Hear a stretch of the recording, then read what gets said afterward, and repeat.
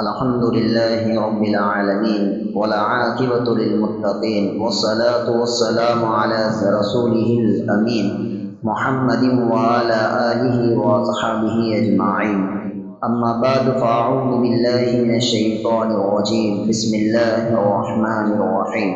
إن عدة الشهور عند الله 12 شهرا في كتاب الله يوم خلق السماوات والأرض منها 4 حرم ذلك الدين القيم فلا تظلموا فيهن أنفسكم. صدق اللہ العظیم. محترم بزرگوں اور عزیز ساتھیوں، اسلامی سال کے پہلے مہینے کا آغاز ہو چکا ہے جسے دنیا محرم الحرام کے نام سے جانتی ہے.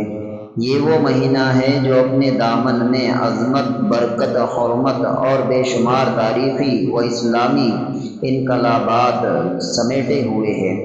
اللہ تبارک و تعالی نے اس مہینے کو ایک خاص تقدس عطا فرمایا ہے اور ہمیں حکم دیا ہے کہ ہم اس کی حرمت کا پاس رکھیں.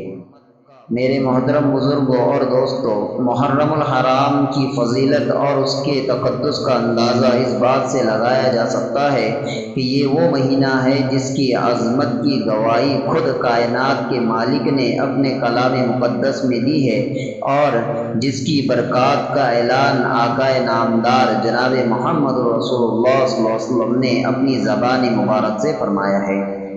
اللہ تبارک و تعالی نے کائنات کی تخلیق کے وقت ہی سے زمان و مکان کے اصول طے فرما دیے تھے.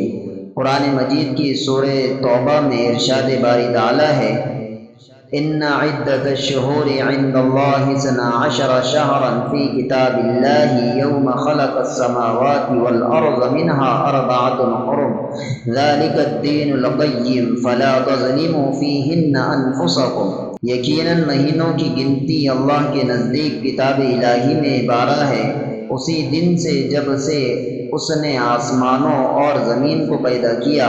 ان میں سے 4 مہینے حرمت والے ہیں، یہی سیدھا دین ہے، بس تم ان مہینوں میں اپنی جانوں پر ظلم نہ کرو. مفسرین اکرام فرماتے ہیں کہ حرمت کے 2 معنی ہیں. پہلا، ان مہینوں میں جنگ و جدال، خون خرابہ اور ظلم و ستم کو سختی سے ممنوع قرار دیا گیا تاکہ لوگ امن و سکون کے ساتھ حج و عمرہ اور عبادت کی ادائیگی کر سکیں.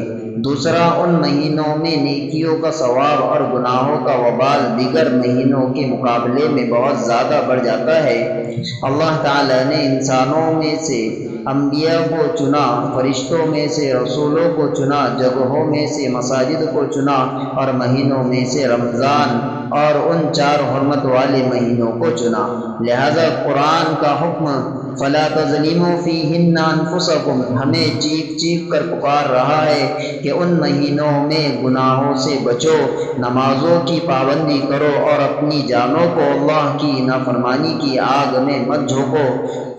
سیدنا ابو بکر رضی اللہ عنہ سے روایت ہے کہ نبی کریم صلی اللہ علیہ وسلم نے حجۃ الوداع کے موقع پر اپنے خطبے میں ان 4 مہینوں کی واضح نشان دہی کرتے ہوئے ارشاد فرمایا: سال کے 12 مہینے ہیں جن میں سے 4 حرمت والے ہیں، 3 لگاتار ہیں، ذوالقعدہ، ذوالحجہ اور محرم، اور چوتھا رجب المرجب ہے جو جمادی الاخر اور شعبان کے درمیان میں آتا ہے.